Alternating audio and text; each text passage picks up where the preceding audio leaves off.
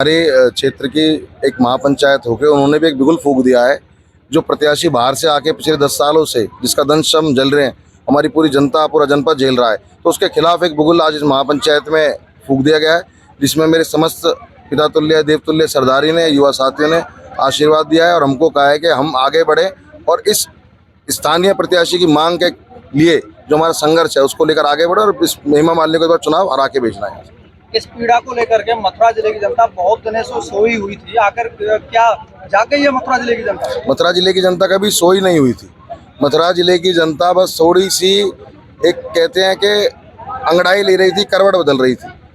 और ऊपर मोदी जी, योगी जी के नाम पे ये लोग वोट लेके जा रहे थे और हर बार जीत के हेमा जी को आज आप चुनाव लड़ा दीजिए दूसरी पार्टी से, 5000 वोट नहीं क्रॉस करेंगे। केवल मोदी जी, योगी जी के नाम पे वोट लेते हैं, फिर जनता को छलते हैं और ऊपर जो बात है वहाँ भी ये चलावा करते हैं मोदी जी, योगी जी से भी और जमीन पे भी करते हैं। तो इस बार लोगों ने मन बना लिया कि मोदी जी, योगी जी या तो प्रत्याशी बदल दें, अगर प्रत्याशी नहीं बदला जाएगा तो हम प्रत्याशी के रूप में आएंगे और चुनाव लड़ेंगे और संघर्ष करेंगे। मोदी योगी की सरकार के द्वारा धरातल पर बहुत योजनाएं उतारी जा रही हैं। मथुरा जिले में उतर के आई योजनाएं, कोई योजना जैसा कि मथुरा जिले को लाभ मिला हो? कोई लाभ ना मिला। देखिए जी, जब सांसद ऐसा होगा जो जनता के बीच में नहीं होगा, हमारी लड़ाई है। केंद्र की इतनी योजना अगर उनको ही धरातल पे उतार देते, उनको ही लोगों के बीच में ले आते, तो उसी का लाभ लोगों को बहुत मिल जाता। यहाँ से सांसद ही गायब है तो योजनाएं कहाँ से लाएंगी वो बीच? ग्राम पंचायत का आयोजन किया गया है, क्या सफल हुई है? जो आज पंचायत का आयोजन हुआ उसका मुद्दा था एक स्थानीय लोकल प्रत्याशी का। हमें मथुरा जिले की जनता की एक मांग है कि हमें लोकल प्रत्याशी दे दिया जाए और वो पंचायत सफल भी हुई है। 42,000 ने आशीर्वाद दिया है। संपूर्ण 150 गांव की सरदारी यहाँ आई जिन्होंने आश्वासन दिया और आश्वासन ये दिया कि अगर बीजेपी प्रत्याशी नहीं बदलती है तो हम भानु भाई को निर्दलीय चुनाव लड़ाएंगे, तन से मन से और धन से, तन मन धन से चुनाव लड़ाएंगे और जिताएंगे। क्यों? आखिर भानु भाई में ऐसा क्या है जो चुनाव मैदान में उतरे और जनता ने इनको स्वीकारा है? भानु भाई में जो है, भानु भाई 10 साल से, भानु भाई एक तो हमारे लोकल प्रत्याशी, हमारे स्थानीय नेता हैं, दूसरे वो 10 साल से बीजेपी में या जन जन तक, गांव गांव, गली गली जाकर के योगी जी और मोदी जी की कार्यशैली को, उनकी योजनाओं को जनता तक पहुंचा रहे हैं और जनता के दुख दर्द में शामिल हो रहे हैं। हेमा जी ना किसी के दुख में आती है ना किसी के सुख में आती है, यहाँ तो उनके दर्शन ही नहीं है।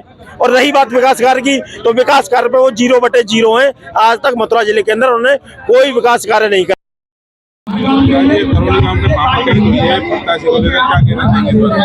हम ये कहना चाहेंगे सर, अगर हमारी आवाज दिल्ली तक पहुंचाते हो आप, तो ये तो लोकल प्रत्याशी होना चाहिए।